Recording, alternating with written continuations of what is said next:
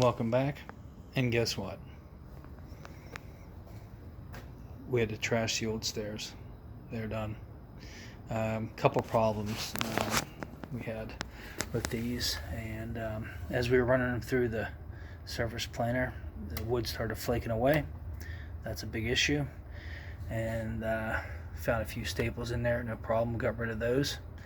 And we see we got a check here. That's not a big issue. I mean, you can urethane over top of that, and it's fine. It'll add a little character. It's really not structural. It doesn't go down very far, so that's okay.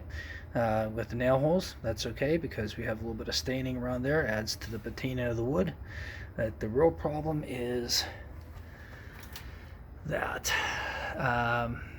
beneath this latex base paint is probably a lead paint. So the thoughts of cleaning all that off, I mean, I could use a chemical stripper, and then I started doing the math with fixing everything here and trying to get these all correct to go back in, and it's not really viable as far as time. Now over here we got the risers. We actually put a lot of these back together. We spent a lot of time on this. This one here was cracked. We get it put back together and everything. And we could refinish those, use some wood filler and all that. And if this was a like a mansion or something, we would go ahead and do that, keeping everything original. But being that it's it's a real nice single family house. So not the Ritz-Carlton, but a nice house. So with that in mind, we decided to just go ahead and replace all the stairs and risers. There we go. So we've been doing some machining. You can see here we got the notches in the risers. Still have to knock this off of the sanding with a little sanding block, and then we got the back of the stairs notched. So that'll add a lot of strength, and we're going to use construction adhesive on this. So this will lock into these tabs, and then or those tabs will lock into these grooves, and that'll add a lot of structural rigidity to that. So we've been making our stairs. Couple things I wanted to show you here. With these old ones, there's actually two different lengths with these. The bottom set of stairs are 34 and 3/4 on the width, because they have to fit within the stairwell, and the top set of stairs are 35 and 1/8 because they have to have a little bit of an overhang so you can put a molding underneath it after the stairs are installed. So good thing we measured that. So that's one little trip fall that we avoided, and so we got those cut, the shorter lengths and of course the longer lengths. All right, so everything's good there. And then there's also the very bottom step right there. That actually is a little bit longer than all of these. So what we had to do is kind of mock it up and mark it for length. And then we came over and cut it to length. I didn't router here because this is going to be notched out.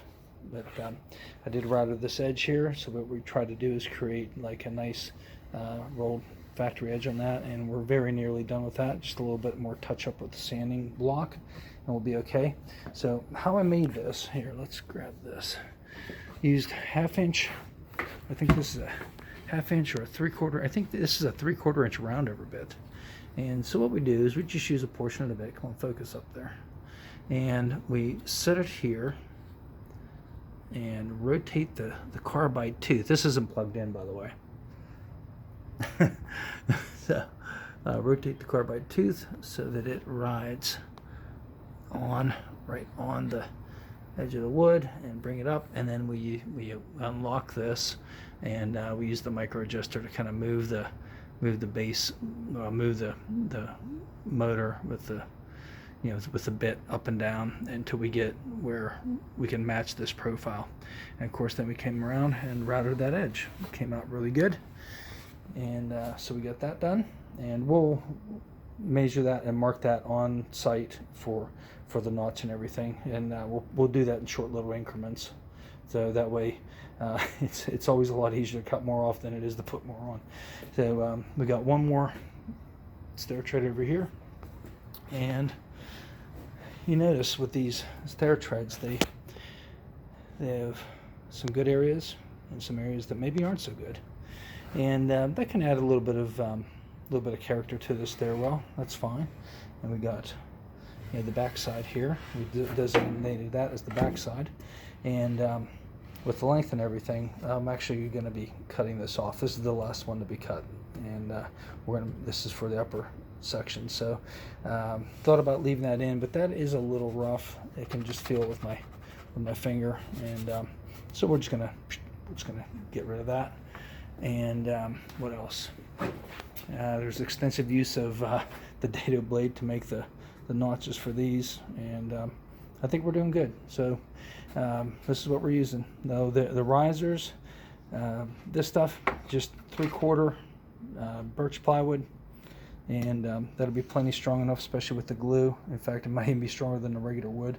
And this will paint up real nice. Just a real light sanding. That's about all we have left to do with these. You just give them a light sanding, and then we'll take them to on site, and we'll tack cloth them off, and then start with the urethane. We're going to use the urethane designed for flooring, and you put one coat on, you wait about 6 hours, put another coat on, wait about 6 hours, put another coat on. So 3 good coats on here. The first coat will seal it, and then the other 2 coats will build up, and it should should look really good. Now this is going to be quite a bit brighter than the floor that's in there now, but this will amber with age, so I'm not worried about that. All you got to do is wait around 5 or 6 years, and that'll darken up nicely. So at least we're hoping so. And there's another shot of our grooves that we cut in, and so we're progressing nicely. Didn't want to have we have some cats here in the house, and didn't want to have the of course I was wearing a respirator. Anytime you're running a surface plater, I wear a respirator, but I had to clean that up real quick and get everything wiped down. So whenever I realized there could be lead paint underneath there. So this house was built well before 1978. So this brown here, I know that's a acrylic latex, but this tannish color here, that may have lead in it. I kind of doubt it, but I'm not going to take any chances. So that's fine. We'll just trash them.